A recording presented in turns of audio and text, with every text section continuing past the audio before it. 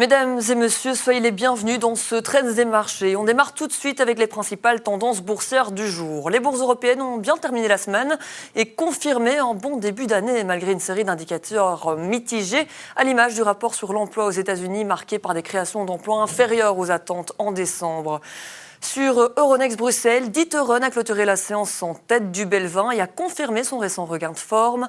Hors indice, le groupe sidérurgie grec Vioalco a profité du bon comportement de la bourse d'Athènes de ces derniers jours.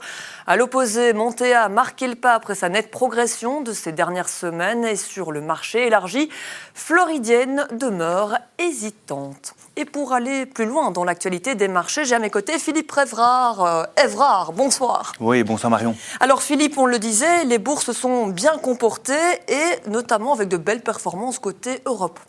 Oui, pas qu'en Europe. Vous prenez le monde émergent qui depuis le début de l'année fait 3,5%, ce qui est vraiment très bon.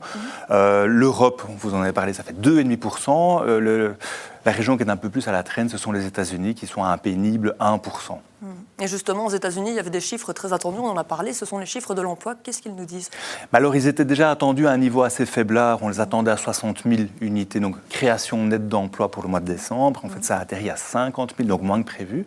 Par contre, la bonne nouvelle, c'est le taux de chômage, en fait. Le mois passé, il était à 4,6%, on l'attend à 4,5%, donc moins de personnes sans emploi. Et en fait, il a atterri à 4,4%. Ça, c'est quand même une bonne nouvelle. Ça va donner du fil à retordre à Jérôme Powell pour la gestion des taux directeurs. Alors on le sait, il y a toujours quelque chose qui se passe du côté de la Maison-Blanche et en ce moment c'est Trump qui rajoute une pression supplémentaire sur le secteur de la défense. Oui, donc tous les jours on a des messages contradictoires de Donald Trump, on était un peu habitués, mais ici depuis le début de l'année on voit qu'il a passé de bonnes vacances parce qu'on est bombardé d'informations. Et alors le secteur de la défense, donc mercredi, a connu une douche froide parce que Donald Trump a, je cite, signé un décret interdisant aux fabricants américains de verser des dividendes ou de lancer des programmes de rachat d'actions jusqu'à ce qu'ils arrivent à fabriquer des produits de meilleure qualité dans des délais et dans les clous budgétaires. Ça, c'était la mauvaise nouvelle. Mercredi, donc on peut s'imaginer que ce qui va freiner la croissance. Oui, ça va freiner la croissance. Et par contre, le lendemain, il a annoncé que le budget pour la défense allait augmenter de 50%. Et donc, il passe à 1 500 milliards de dollars. Alors la question qu'on se pose, c'est est-ce que c'est tenable au niveau budgétaire ? Alors certaines sources estiment que la dette américaine atteindra les 40 000 milliards de dollars en septembre, ce qui est un chiffre évidemment gigantesque. Et alors si on rajoute une petite couche venant de la Cour suprême, eh bien ça risque de mettre du chaos au chaos. Donc, qu'est-ce qui risque d'arriver peut-être encore aujourd'hui ? Donc la Cour suprême pourrait annuler les droits de douane fixés par Trump. 40 000 milliards par rapport à la situation actuelle, ça représente quoi ? Il faut imaginer que, par exemple, le budget de la défense, on a parlé, c'est 1 500 milliards. Je pense que le budget américain doit faire aux alentours des 8 000 milliards. Donc, c'est quand même un chiffre très, très important. Alors, sur cette décision, quelles seraient les conséquences dès lors qu'elle serait appliquée ? Alors, si la Cour suprême vient annuler ces droits de douane, on pourrait s'attendre à court terme à avoir une légère augmentation des cours boursiers, surtout des entreprises qui importent, parce qu'évidemment, elles ne seraient plus soumises à ces droits de douane. On pourrait avoir un effet également sur le monde obligataire, avec beaucoup plus de risques. On pourrait s'attendre à ce que les taux augmentent un peu plus.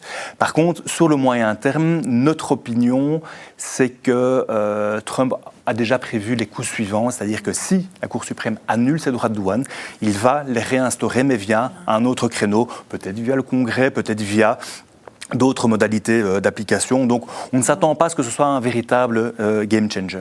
Et admettons maintenant que la Cour suprême décide de les garder, ces droits de douane.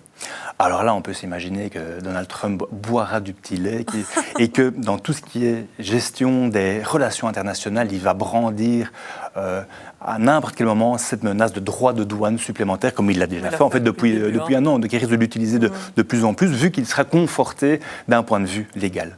Et que conclure face à tous ces problématiques, ces enjeux ? Alors, cette décision de la Cour suprême, donc on ne sait pas quand elle va sortir, ce sera dans les jours, dans les semaines qui viennent. On peut s'attendre à ce qu'il y ait quand même pas mal de volatilité au niveau des actions américaines. Maintenant, les fondamentaux américains sont quand même toujours là, donc il y a toujours quand même de bonnes perspectives pour l'année, mais ça vaut toujours la peine alors de bien diversifier son portefeuille. On a parlé du monde émergent, on a parlé de l'Europe, ça se passe très bien, ça vaut vraiment la peine d'en avoir dans son portefeuille. Alors pour terminer, un petit conseil investissement, à quoi doit-on s'attendre pour les prochaines semaines? Alors l'information qui va être scrutée, ce sera mardi, ce seront les données d'inflation américaine. Ce qu'attend le marché, c'est quelle sera la position de Jérôme Powell par rapport au taux directeur. Est-ce qu'il va continuer à les baisser? Vu les derniers chiffres qui sont sortis aujourd'hui, on peut s'attendre à ce qu'il y ait une forme de stabilisation de ce taux directeur. Eh bien, merci beaucoup Philippe Évrard pour votre analyse de cette actualité économique et des marchés. À très bientôt. Merci. Et voilà qui clôture ce Trends des marchés. Merci à vous aussi pour votre fidélité. Je vous souhaite à nouveau un très bon week-end.